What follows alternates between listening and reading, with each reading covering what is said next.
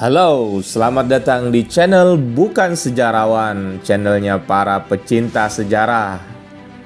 Baik, ini adalah video pertama di tahun 2023 ini karena ternyata admin sudah disemprit oleh YouTube karena tidak pernah upload video tahun 2022 ya, salah.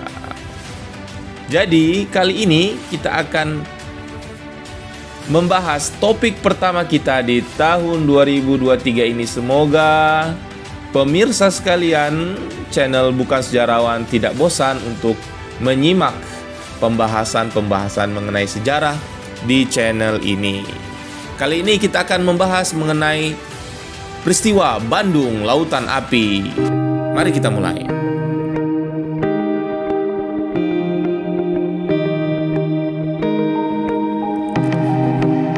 Bandung Lautan Api adalah peristiwa pengosongan dan pembakaran kota Bandung oleh rakyat dan tentara agar tidak dijadikan sebagai markas pasukan sekutu dan Belanda. Peristiwa heroik ini terjadi tanggal 23 Maret 1946 dan dianggap sebagai salah satu peristiwa penting dalam sejarah kemerdekaan Republik Indonesia.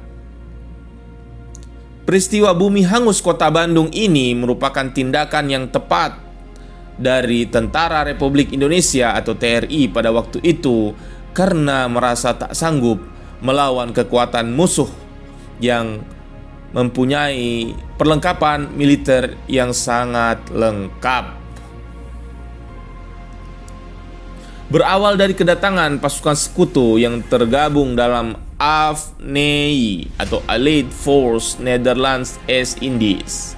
Panglima AFNI bernama Jenderal Sir Philip Christison kemudian melakukan tipu muslihat dengan mengakui secara de facto kekuasaan Republik Indonesia pada tanggal 1 Oktober 1945. Muslihat ini dilakukan agar rakyat Indonesia merasa tenang dan tidak menaruh curiga pada pasukan sekutu yang sebenarnya membonceng pasukan Belanda.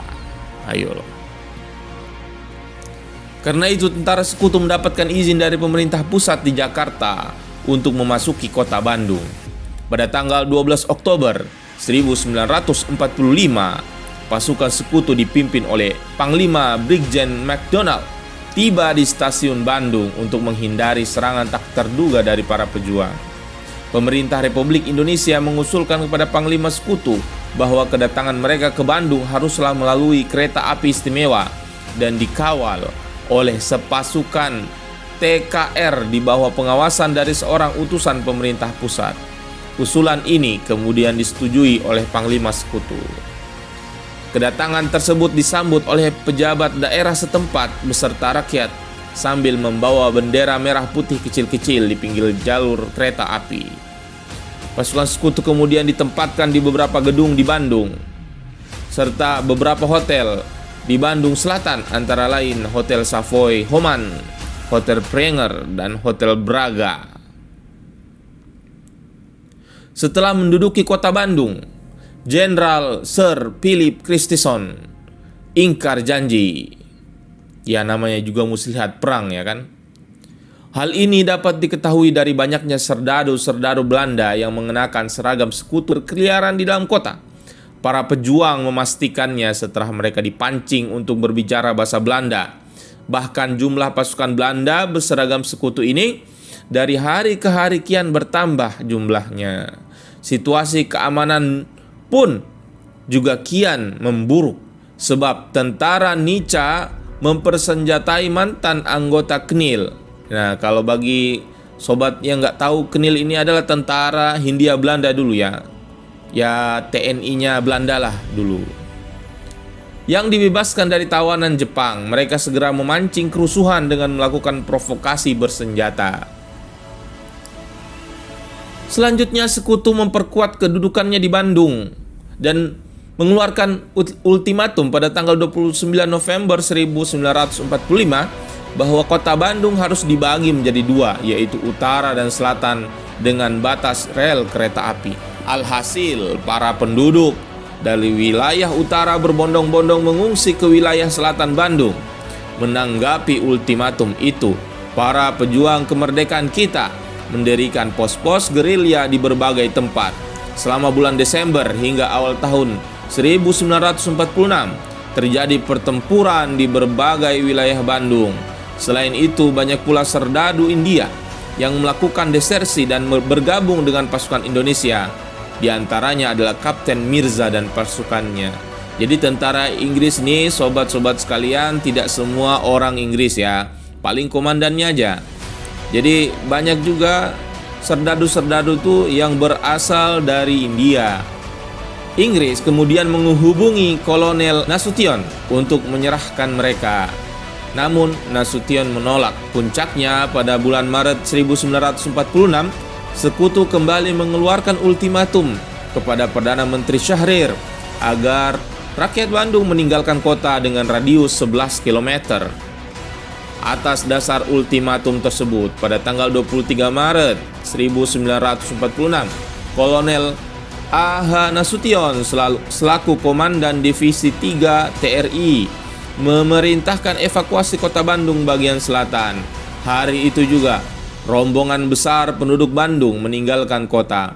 Meskipun Bandung harus dikosongkan, namun penarikan mundur itu disertai dengan pembakaran gedung-gedung penting sehingga tidak dapat dipakai oleh pasukan Sekutu sebagai markas strategis militer. Sembari membumi hanguskan kota, para pejuang tetap melakukan perlawanan pertempuran. Nah, pertempuran yang paling besar ini terjadi di desa Dayeuh Kolot, di mana terdapat gudang amunisi milik tentara Sekutu.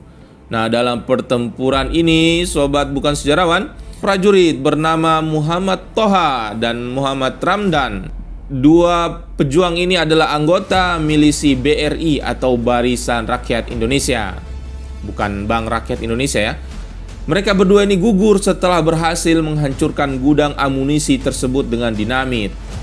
Akhirnya pada jam 12 malam itu, Bandung Selatan telah kosong dari penduduk dan TRI.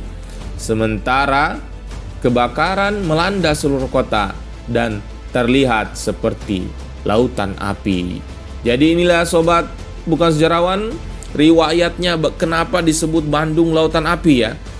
Jadi karena pejuang-pejuang kemerdekaan kita ini membakar, membumi hanguskan kota Bandung. Jadi dari bubukitan terlihat seperti lautan api pada malam hari itu oleh para penduduk kota Bandung. Kemudian peristiwa ini disebut sebagai Bandung Lautan Api. Jadi kalian paham kan kenapa disebut Bandung Lautan Api? Oke, bukan karena Bandung itu ada lautan apinya ya, tapi karena peperangan antara Sekutu dan pejuang Republik Indonesia dengan menghancurkan fasilitas penting dalam kota agar tidak dijadikan sebagai markas bagi pasukan Sekutu. Demikianlah sekian video dari kami. Silahkan kalau ada yang mau komen di bawah dan berantem kalian di Kota Bandung tempo dulu.